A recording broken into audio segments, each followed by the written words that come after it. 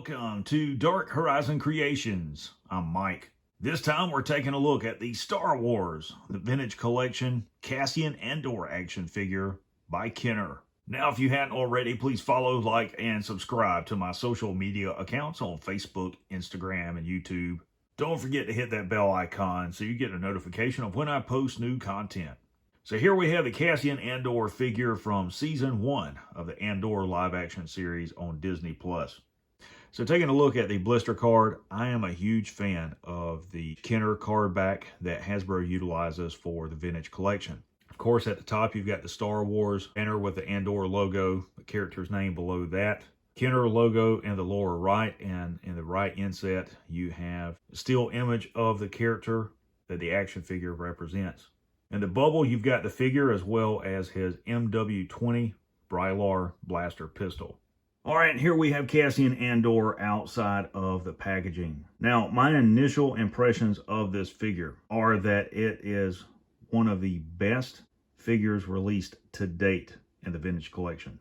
The head sculpt is light years ahead of anything that they have previously released on this figure, and that's due to Hasbro's proprietary photoreal technology. A lot of nice molded detail on this figure, the paint apps, the weathering, all of it combined make a really cool figure.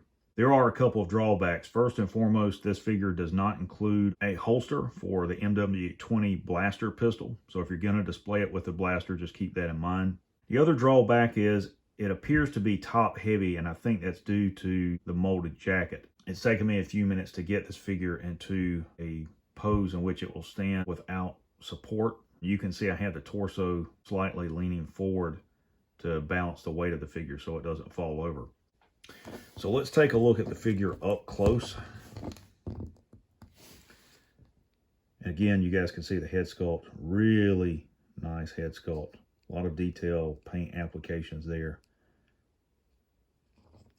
Just unreal all the way around. It's nice. You can see the details on the jacket, the weathering on it, paint apps, details on the tunic, his gun belt, and he's got some tools here,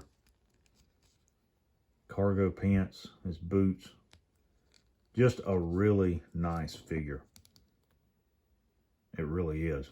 As far as articulation, his head is on a ball joint, swivel left to right, minimum movement up or down on the head sculpt, forward and lateral movement at the shoulder, bicep rotation. You got elbow rotation, single jointed elbow there, wrist swivel and pivot. Torso, of course, is on a ball joint, no waist swivel. You've got forward and lateral movement at the thigh rotation, and double jointed knee, and it has lower leg rotation. You can see there. The foot, of course, is on a ball joint, so it will roll and pivot.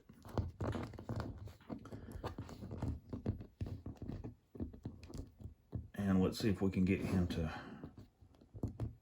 stand up on his own. Let's talk about accessories, and the only one included is the MW20 Brylar blaster pistol. You guys can see here. A lot of nice molded detail on it. Surprisingly, this blaster does not have a trigger guard. I don't care for it. I recall seeing it in Season 1. I didn't like it then. But he can hold his blaster. Overall, this is an extremely nice action figure. It's one of the nicest that has been released to date in the Vintage Collection.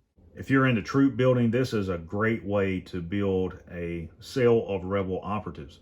You could buy 3 or 4 of these figures, do a head swap on it, maybe a light repaint on the jacket, kit them out with some different blasters and equipment, and you've got a cell of undercover Rebel operatives for your dios or toy photography.